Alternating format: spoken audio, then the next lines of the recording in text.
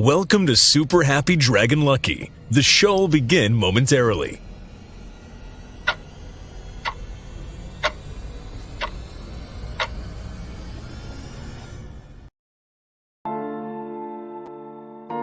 But why, some say, the moon? Why choose this as our goal? And they may well ask, why climb the highest mountain? Why, 35 years ago, fly the Atlantic? We choose to go to the moon. We choose to go to the moon in this decade and do the other thing. Not because they are easy, but because they are hard. Because that goal will serve to organize and measure the best of our energies and skills. Because that challenge is one that we're willing to accept, one we are unwilling to postpone, and one we intend to win. We choose to go to the moon.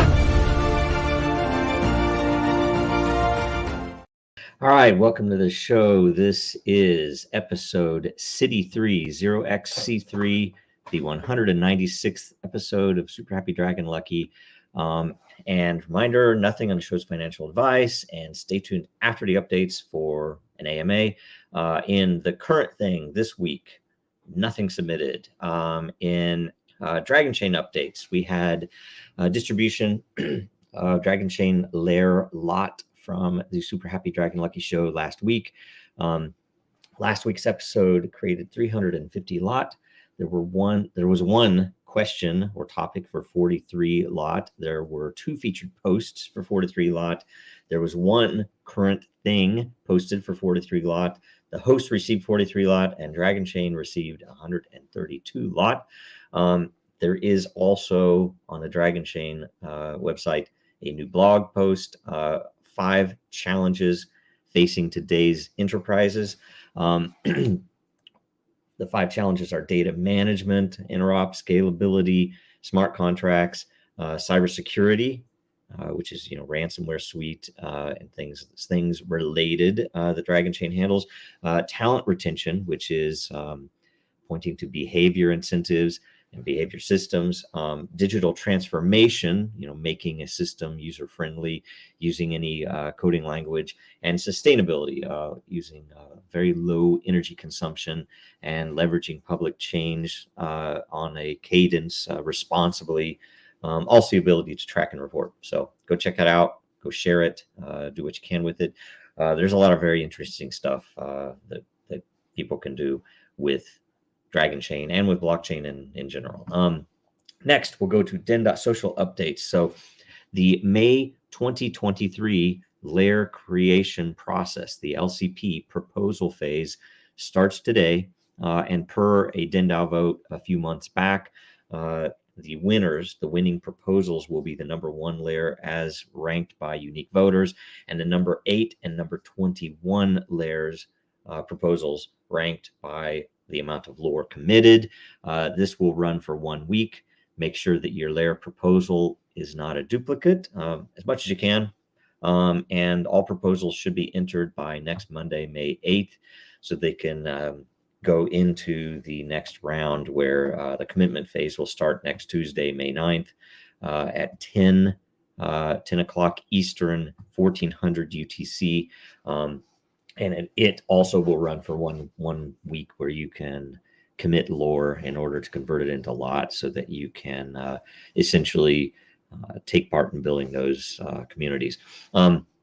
There is also someone should go in. We were talking on the last DENDAO vote about whether we should change that up and just make it the top by unique voter or lore.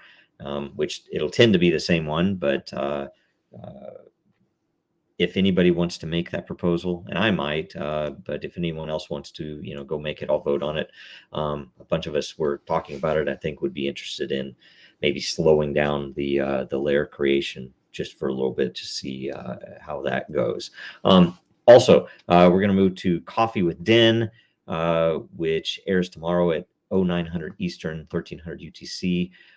Everyone who participates in that show also earns coffee with Den Lot to essentially govern how that goes through. And yes, I can see. Sorry, I can see that I think he was going to make that proposal, and you can do it. We have time for next month. It's all good. And the topic this week on Coffee with Den is freestyle. Then we have the DENDAO Updates call, which is literally a meeting. It's a call that happens Thursday. The next one is Thursday, May 4th at 1500 Eastern, 1900 UTC. Do watch for the post in the DENDAO layer for the agenda and a link to join live. Everyone is welcome to join. You don't even have to have a camera on. It's more than anything so that we can get a quick discussion of anything that people are wanting or any opportunities to change stuff. Now we'll go to the World Blockchain Roundtable updates. Make sure you watch and share last week's episode on Whale's World Order, which was about blockchain dystopia. The more views it gets the first week, the more lot all the participants will get. And then this Thursday, May 4th, 1100 Eastern, 1500 UTC, will air episode 102, which has a topic of freestyle. So you can pretty much ask any blockchain related question or subject or topic to discuss with all the panelists. So that one should be pretty interesting. A lot of good discussion, very likely there. Okay, so that's all of the updates. We'll do an AMA right after this. Liberty is not a pill that makes men angels. What it does do is limit the extent to which evil can be expressed in the world.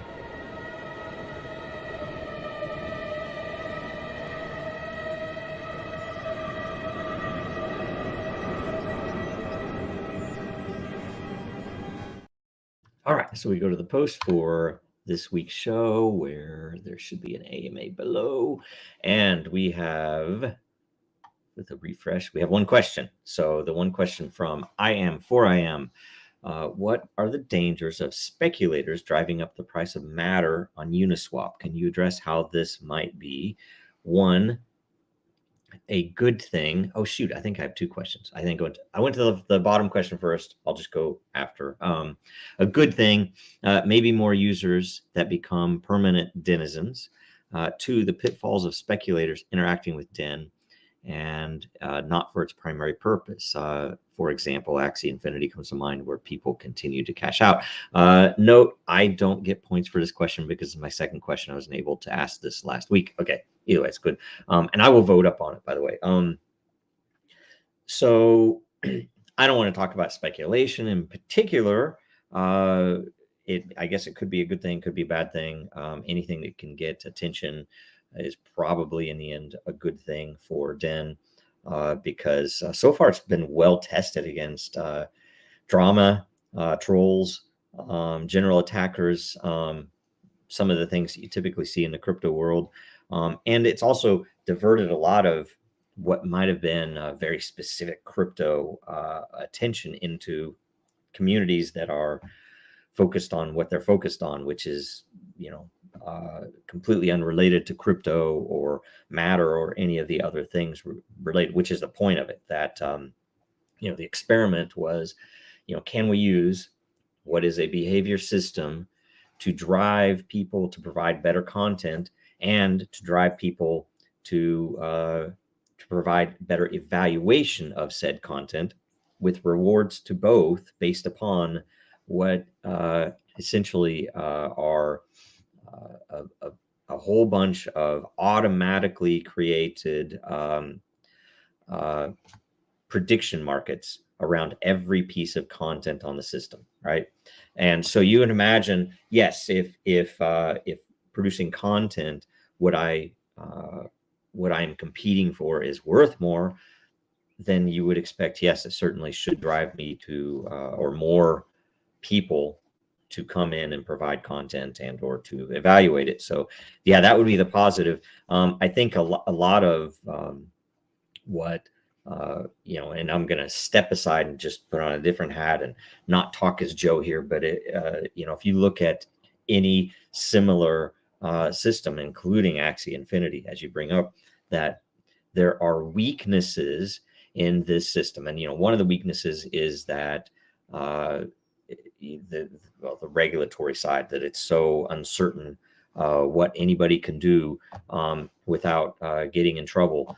But we're here to try to do this as transparently and simply as possible, including in ways that the beauty, if you look at it and ignore any dollar value of any of this and instead just treat it as matter being a unit with which I can do a thing. So I generate energy from this matter, with which I can evaluate, or with which I can pay to energy to make posts, to do other things on the system.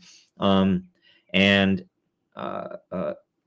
in a similar way, I can use the matter to build a new community. I can use the matter to tip someone that is producing well. And if you think about it in that way, you have to admit that it really does work. We don't have 24/7 moderation on the system. We don't, if you set up similar communities on Discord, you have to pay people to moderate those 24/7. We did it before with Telegram back in the day, and you could not run those communities without having someone on hand 24/7 because of the security, because of the drama, because people will come in and try to manipulate people and take advantage of people, right? We've had no issues in Den because of the actual utility of matter and lore and lot.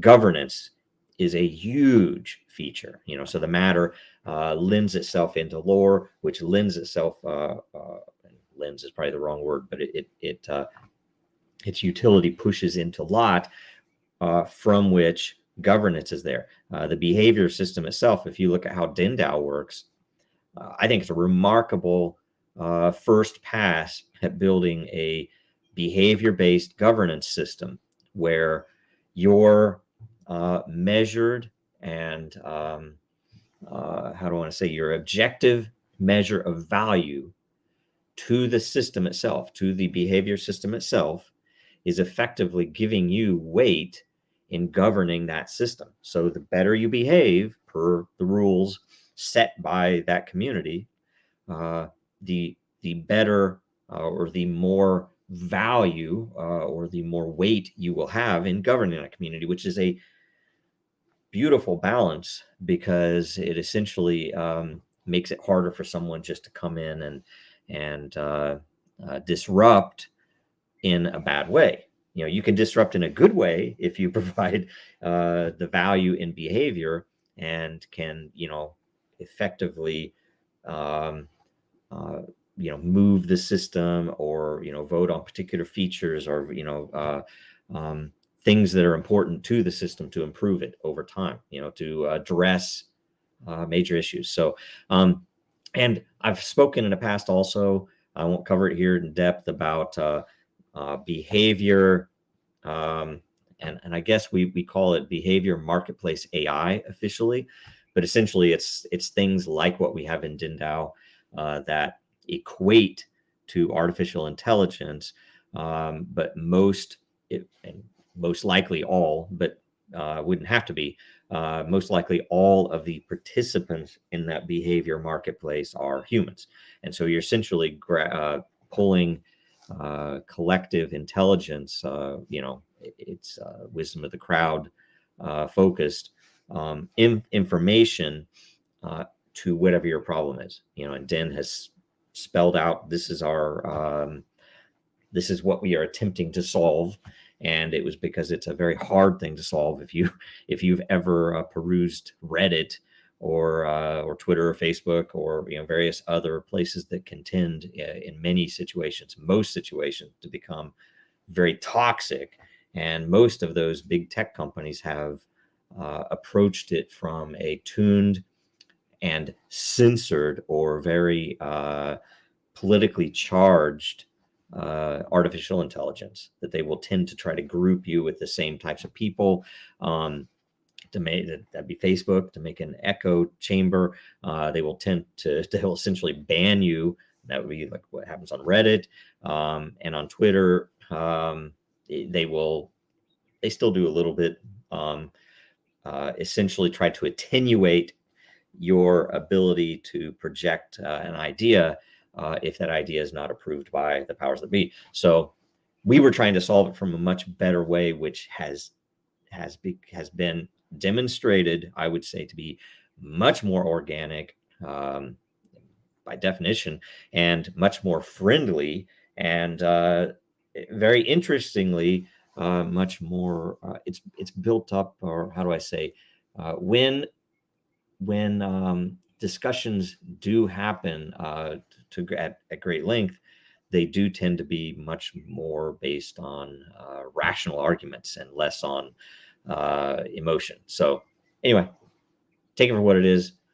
I guess the last piece that I would say is behavior-based liquidity pools could be effective in that, but that's something that we're researching and talking to others about. I know there are a lot of people interested in that. Now I will go back to your first question, and I will at least vote up both of these. You'll get the one credit for your lot, but I will at least give you a lot of good energy here. So the next question, I am. How would DEN function if there were 10,000 active users at any moment? Could scaling become an issue, and would DEN support questions become an issue? I would think that if there were 10,000 active users, meaning total users would be far more than that, would drive up the price of Matter. Could the elevated price of Matter help pay for DEN support and pay for new functionalities? I suppose that would be potentially true, but it would be a DAO question, of course. If the DAO were to, my thought is, I'm hitting these backwards, just like the other question, by the way, that I think our big vision is that DEN will, in time, have integrations of the DAO votes with both GitHub, or whatever we use for, it'll be Git based, whatever we use for the actual code base and deployments, so that DENDAO would be able to approve, literally directly approve code changes. Right now, an approval happens and we have to go through the manual effort to do the things. And vision is that would be automated. And then the second would be for bounties or other payments to developers. And it could be people writing documentation. It could be people doing demonstrations. But the primary would be, hey, somebody wants this feature, and they're going to put 100,000 Matter to pay for that feature, and hopefully somebody builds that feature. So those are the kinds of things that I would see on the payments, and how Matter could be used that way. 10,000 active users. Yeah, I mean, the fact that there is only 1,000 Matter that is mined every day is an interesting thing, because it actually is extremely scarce. It is hard to get Matter, and it's an interesting and fun thing to do, to see how your behaviors result in mining every day. And for scalability, the 10,000 active users, I don't foresee any current issues with the service side. We're set up to be pretty scalable there. I'm sure we would find some parts of the some subsystem that might have a bottleneck in it or something, but those are very how do I say, they're relatively easy to find when they pop up, because we know exactly what service will be overtaxed. And very typically, and I say this not for DEN but for other systems, I mean, it's very typically something that you realize in a best practices development, that you don't build to be to maximum efficiency. You build with the structures that logically, and arranging them in a way, including with data indexing and other things, to make sure that the things that are at least expensive, CPU or otherwise, are at least partially optimized. And so, generally it's a really well-defined system, and it has been refactored to both, very recently with the auth, but also with some of the backend services having been built out to be really scalable. So that shouldn't be a problem. Now, the interesting thing, I guess, on that is if you had 10,000 active users and you were only generating, 1,000 matter a day, the average amount is extremely small that people would be generating, and it depends upon what they are doing with it and how they are, using it. And we do, by the way, have something that comes to mind. There is a section of the white paper that calls out on the, within the vision, on the expectation that something like this might happen, that there is right now an existing multiplier for the generation of energy, so that at a point in the future when it is extremely hard to come by matter, I can only have a handful of matter as a user that's relatively successful, that the generation of energy would come with a multiplier. And in that paper, it is the same formula with a simple multiplier. There are a couple of other models that could be more appropriate, where newly generated matter would have a multiplier with it, whereas matter, that you mined, a couple of years ago, maybe doesn't have the same multiplier. So there are a couple of different ways we could do that, but either way, it is already considered in the algorithms, and it's already present. So all it would take is a DENDAO vote to either programmatically set that multiplier, or otherwise to come up with a way to make a dynamic calculation of that multiplier based upon maybe average daily mining per user type numbers. Anyway, so two great questions. I'm going to give you, I think maybe 4,000 energy on both. So thank you very much. And let's see here. I will go in next. Oh, featured content. We have two posts featured content. The first is testing out a Sony Trinitron CRT, cathode ray tube TV, bought for my Super Nintendo, by Jacob Wayne, which is an awesome thing. I've had many CRTs in my life. In fact, I used to have a Commodore system that I used forever. This one even has, it looks like a DVD player. I'm disappointed it's not a VHS player, but still, maybe it is a VHS player. I can't tell from this picture, but either way, super cool. And you really get the feel for, what it would be like at that time. So it's awesome. And I wonder what kind of, does he say what kind of connection he has for it? Anyway, all right. Next post. The next featured post is food blog number 571, Ginger Soy Chicken by Crypto Healy, who posts their food blog every day to Creature Comforts. You should go in and vote it up. I think I voted it up like 10,000 energy or something. So hopefully you get a good payoff from it. And go follow Crypto Healy, because this is a cool thing that they do every, and I hope I pronounced that right, but that 571 days in a row has posted a food blog on Den. So awesome stuff. Thank you for your dedication. Very consistent stuff with pictures and everything else. I also gave 100,000 lore tip for this post. So Anyway, awesome stuff. You'll both get credit on today's show. So that is it. That's all the updates. That's all the AMA and featured stuff. So go to the merch site at Dragonchain.Store. And this month, starting today, is the new coupon code Liberty-2023 for all the Liberty shirts. We had a series of stuff that we put out back when open source money was rolling out. It was all focused on what I guess philosophically this technology was supposed to bring, which is liberty.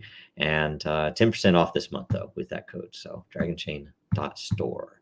We have stuff from Assange and stuff. Really, really cool stuff. Okay. And in closing, make sure you watch us again next Tuesday at 1100 Eastern, 1500 UTC. And make sure you watch the World Blockchain Roundtable this Thursday at 1100 Eastern, 1500 UTC. And make sure you follow Dragonchain, Real Denizens, and Jojo Rowe on Den and Twitter and LinkedIn and everywhere else. Make sure you like, comment, share, and subscribe. That's it. Thanks, bye. While nuclear weapons states can exert unlimited violence over even millions of individuals, strong cryptography means that a state, even by exercising unlimited violence, cannot violate the intent of individuals to keep secrets from them. Cryptography is the ultimate form of non-violent direct action.